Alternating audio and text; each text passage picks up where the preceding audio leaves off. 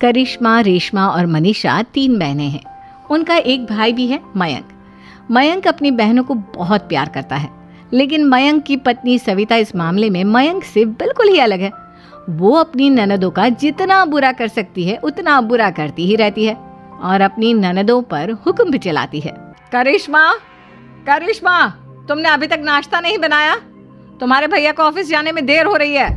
हाँ भाभी, बस अभी बनाती हूँ। करिश्मा, तुम ये ढीलापन छोड़ दो। कल को पराये घर जाना है।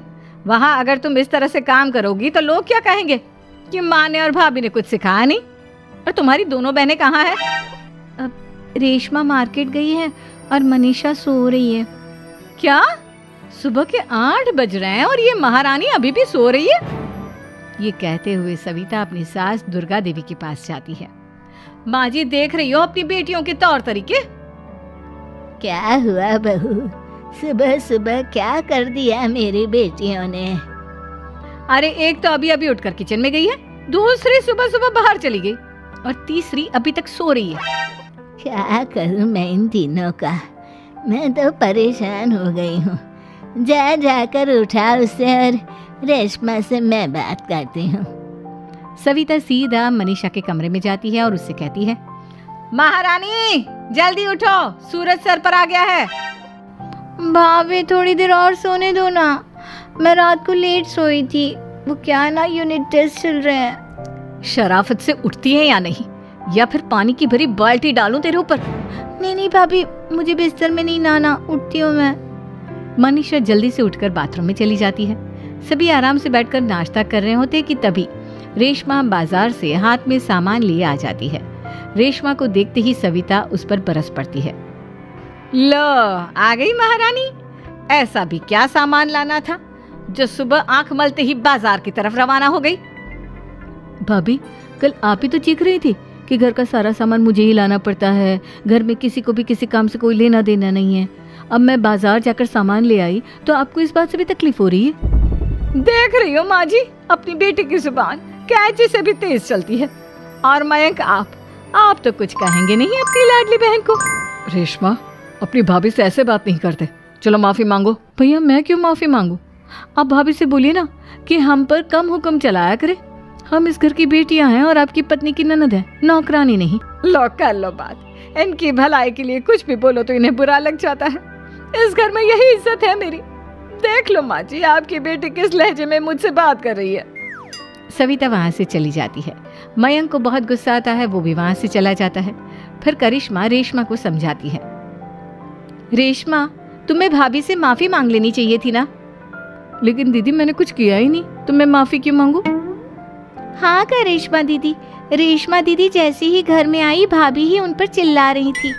हाँ, मैं मानती हूँ कि गलती भाभी की थी। मैं तो इसलिए बोल रही हूँ कि भाभी ने माँ को तो पूरी तरह अपने वश में कर लिया है। वो हमारी बात सुनती ही नहीं। मयंक भैया हमारे लिए हमेशा खड़े रहते हैं, इसलिए उनकी बात का मान तो तुम्हें रखना चाहिए था ना। कोई फायदा नहीं दीदी, कुछ दिनों की बात और है, भाभी उन्हें भी हमारे खिलाफ भड़का देंगी।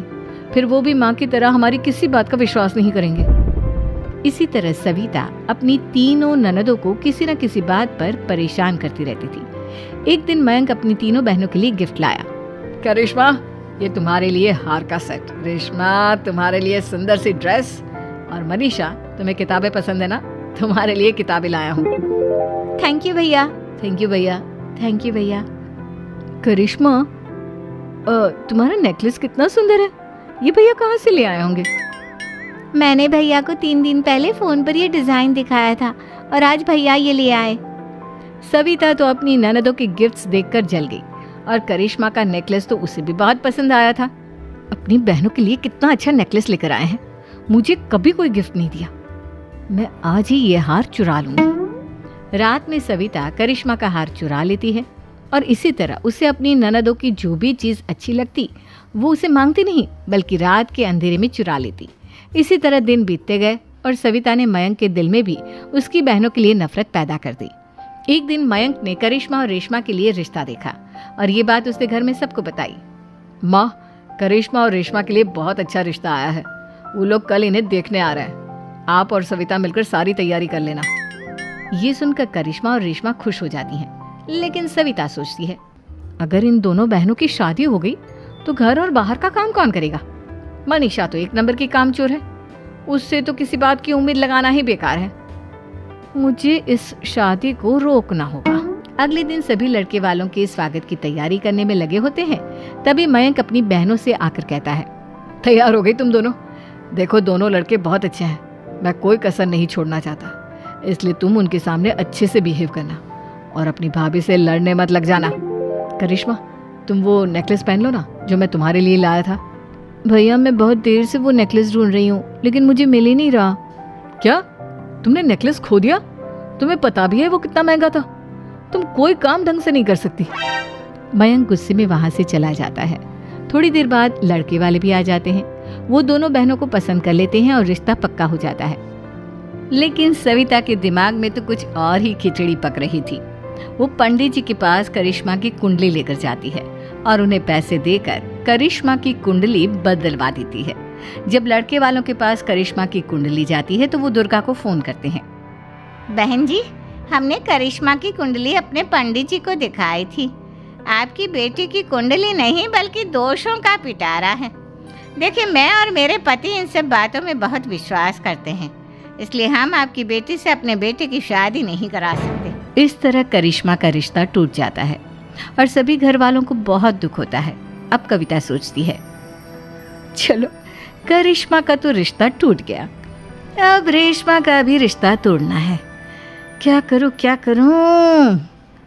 अब सविता आवाज बदलकर किसी अननोन नंबर से रेशमा के होने वाले ससुराल में फोन करती है।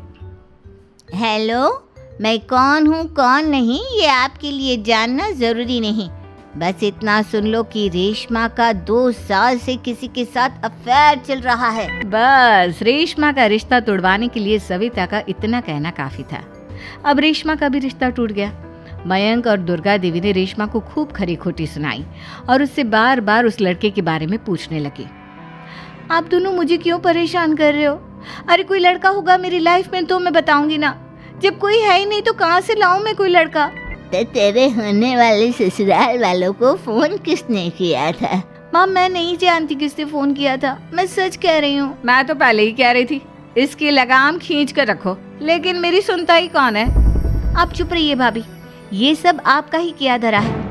अब तीनों बहनों को विश्वास हो जाता है कि ये सब उनकी भाभी ही कर रही है। तीनों बहनें अपनी भाभी को सबक सिखाने के लिए एक वकील कर लेती है और घर में हिस्सा मांगना। देखो भैया, माँ बाप की जायदाद में जितना बेटों का हक होता है उतना ही बेटियों का, इसलिए इस घर के 4 हिस्से होंगे और हमें अपना हिस्सा चाहिए।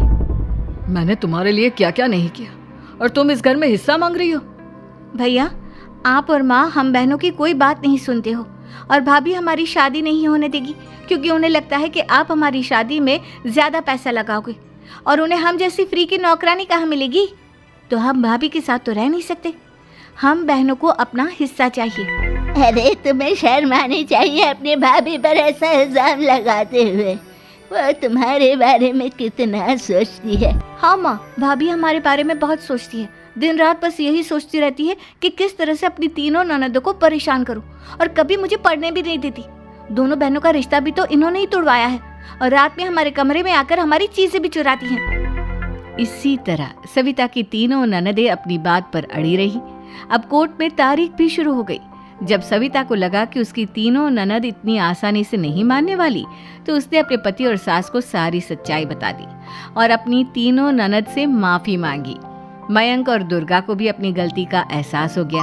अब सविता खुद करिश्मा और रेशमा के लिए अच्छा रिश्ता ढूंढती है और उनकी शादी करवाती है।